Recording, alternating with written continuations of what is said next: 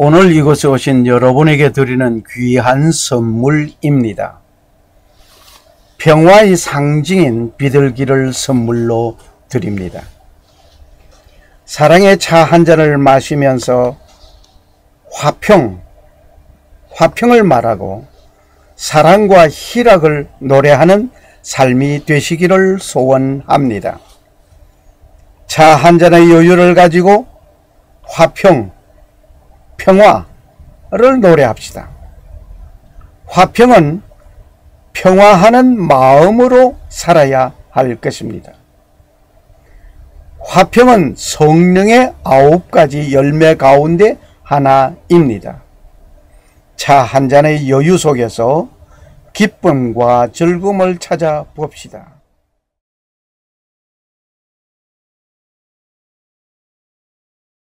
오직 성령의 열매는 사랑과 희락과 화평과 오래 참음과 자비와 양선과 충성과 온유와 절제니 이 같은 것을 금지할 법이 없느니라.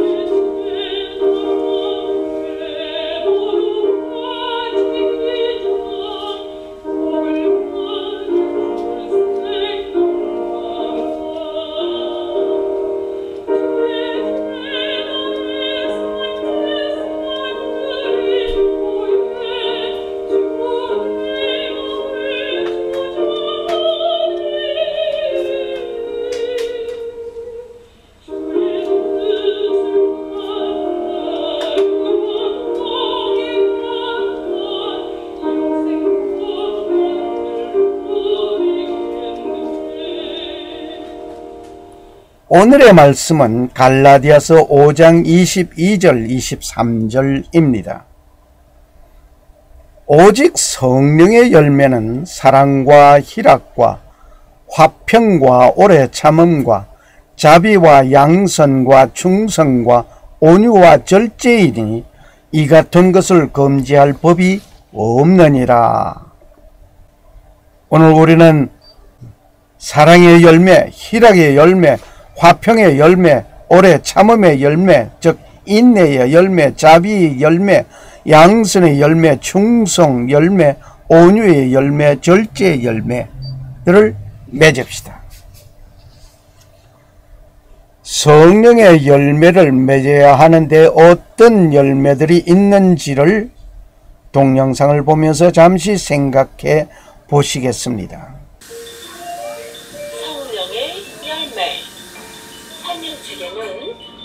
성령의 열매라고 하는 과일 자라는 특별한 나무에 대해서 얘기를 하는데, 우리 그 나무에서 자라는 열매들은 어떤 것인지 알아볼까요? 그 나무에서 자라는 9개 열매 중에 하나는 사랑이라고 하는 열매지요. 그리고 그 사랑은 우리의 말과 행동으로 표현되지요. 그리고 그 성령의 다른 한 열매는 기쁨.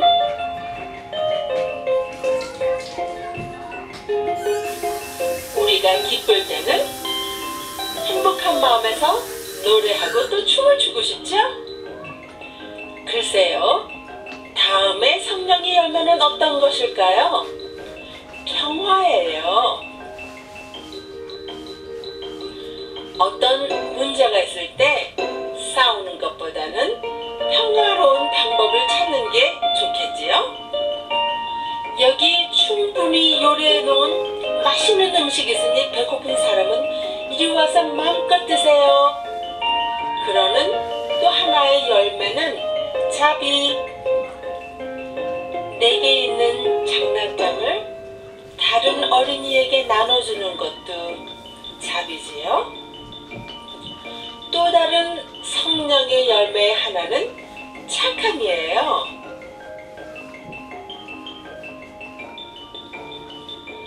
넘어져서 우는 아이를 보고 너 괜찮니? 어디 다친 데 없어? 하고 달려가서 도와주는 것도 착한 일이지요. 또 그 성령의 열매 하나는 성실함이에요.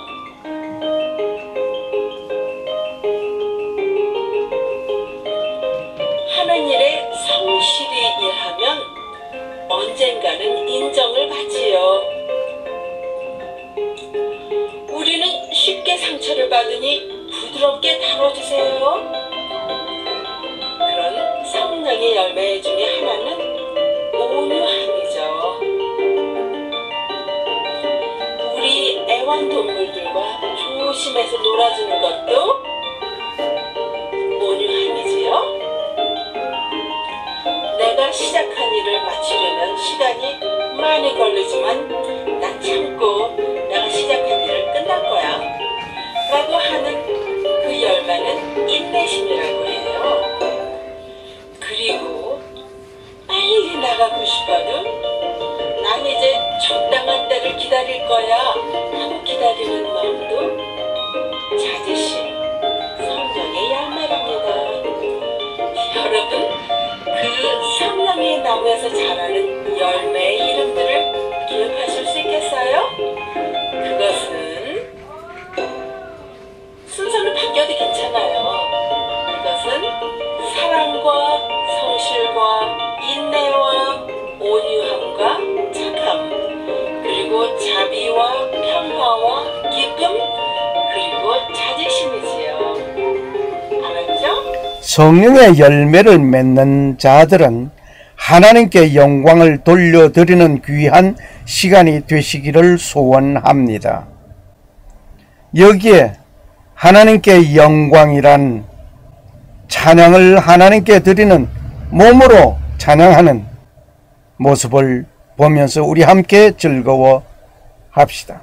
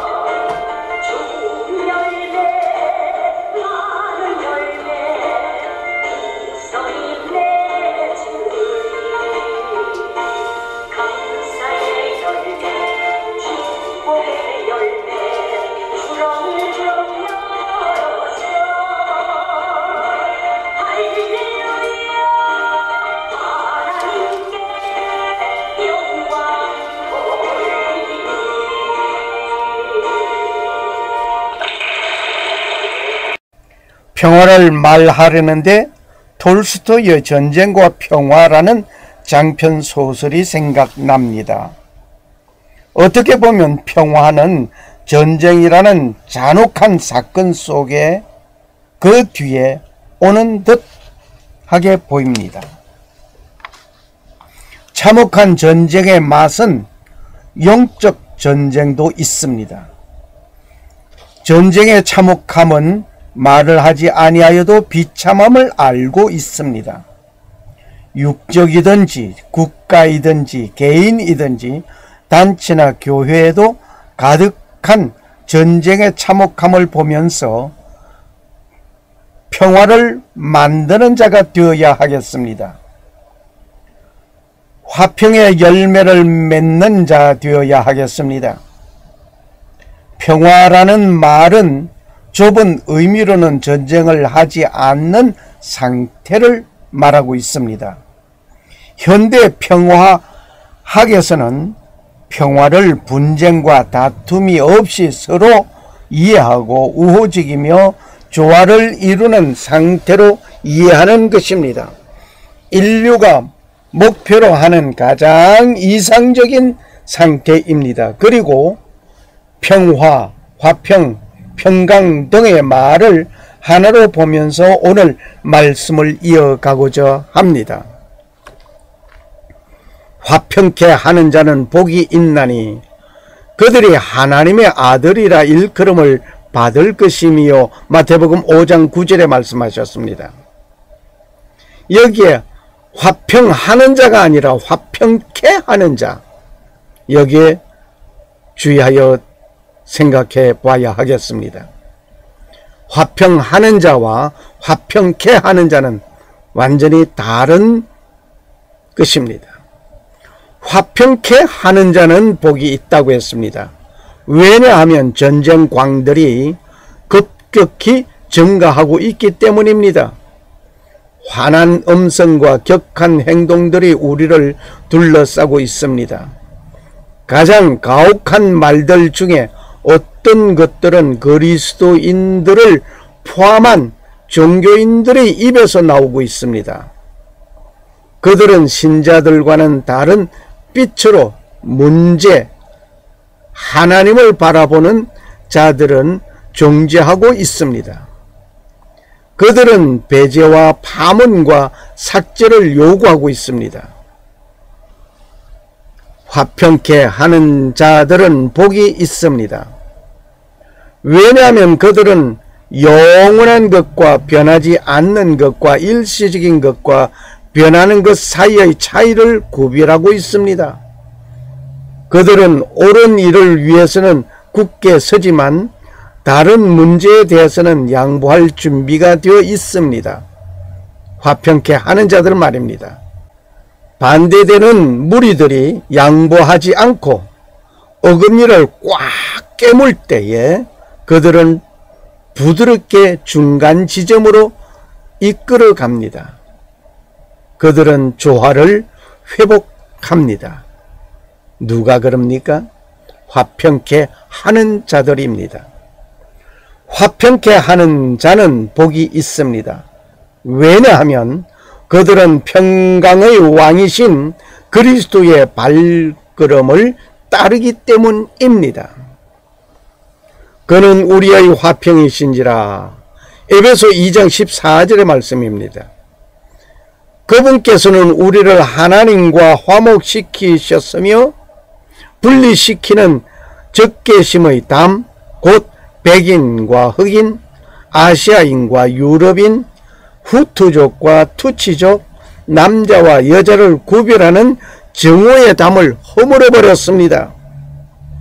가장 중요한 것은 하나님과 우리의 사이에 가로막혀 있던 것을 주님께서 화목시켜 주셨습니다.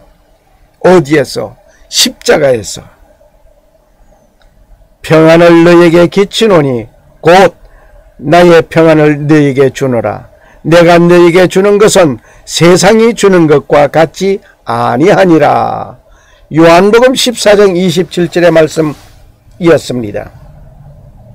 이 말씀은 예수님께서 떠나시기 전에 그분의 제자들에게 주신 약속의 말씀이었습니다. 화평케 하는 자는 복이 있나니 저희가 하나님의 아들이라 일컬음을 받을 것이며, 마태복음 5장 9절의 말씀을 다시 한번 생각해 봅니다.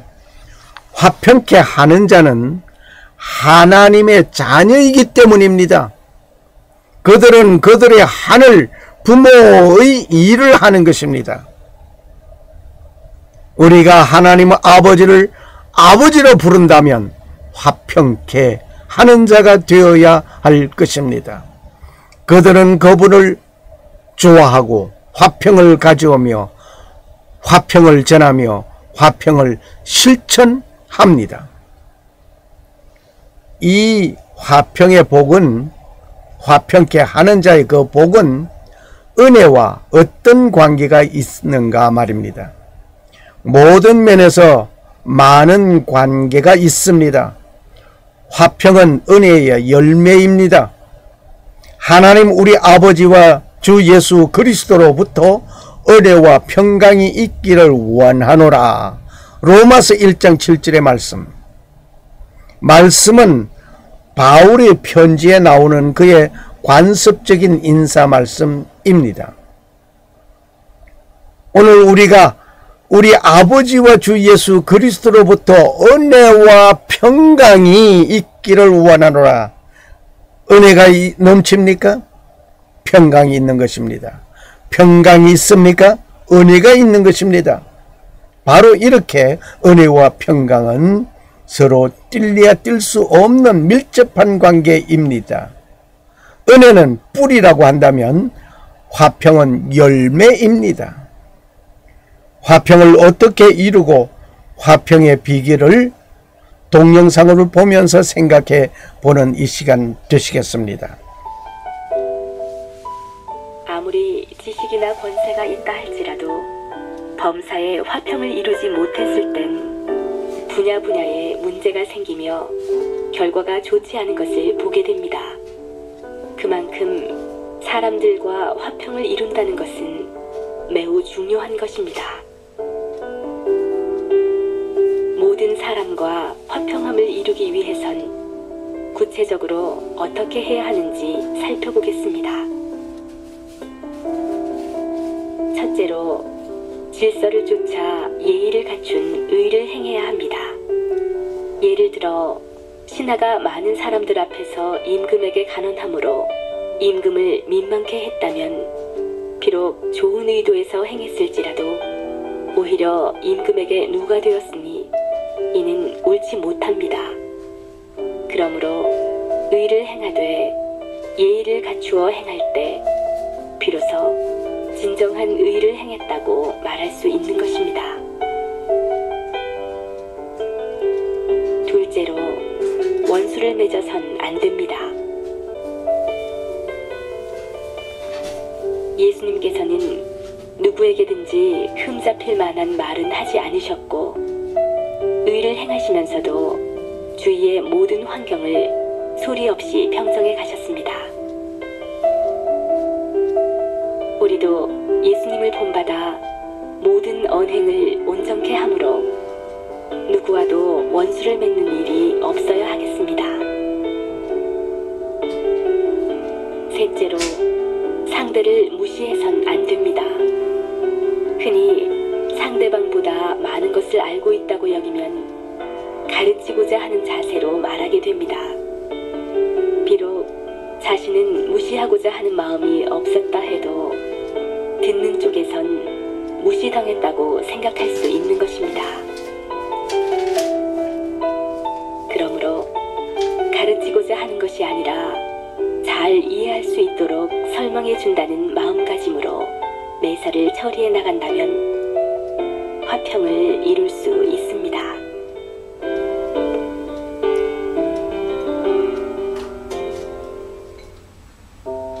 흔히 상대의 유익을 구하지 않고 자기 유익을 구하기 때문에 화평이 깨지는 것을 볼 수 있습니다.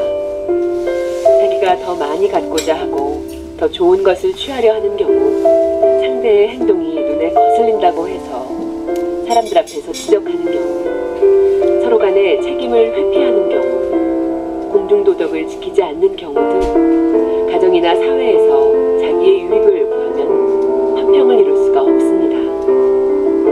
비록 손해를 볼지라도 상대를 위해 양보하며 겸손히 섬겨줄 때 화평을 이루며 수많은 사람을 품을 수 있는 큰 그릇이 될 수 있습니다. 화평케 하는 자들은 화평으로 심어 의의 열매를 거두느니라.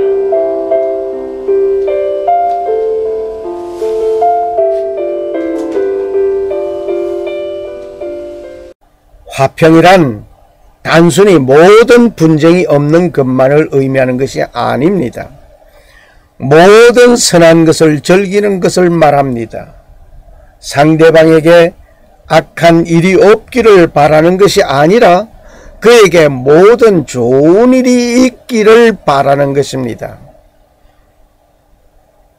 오늘날 세계는 화평케 하는 사람들이 많이 필요로 하고 있습니다.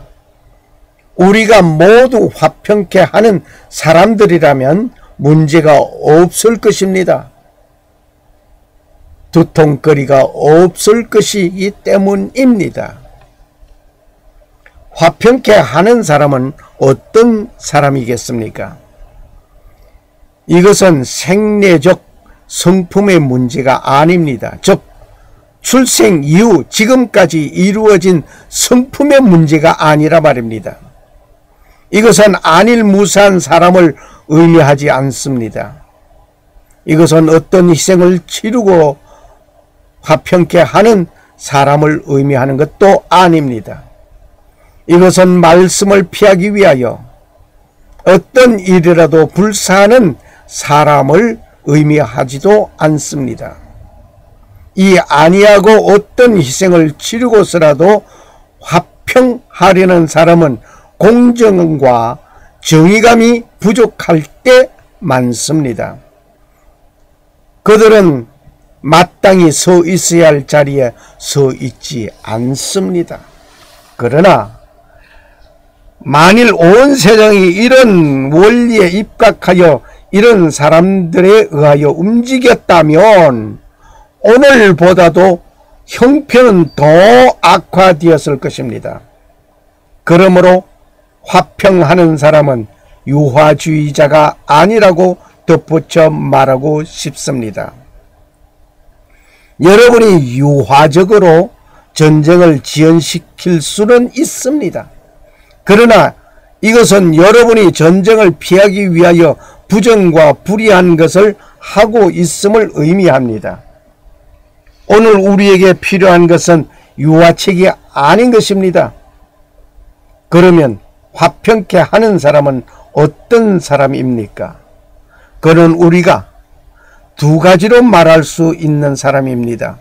하나는 수동적인 의미에서 우리는 그가 평화로운 사람이라 말할 수 있습니다.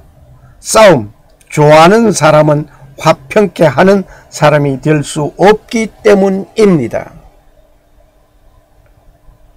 그리고 능동적인 의미에서 이 사람은 화평을 말하는 사람, 평화를 능동적으로 만드는 사람이어야 합니다.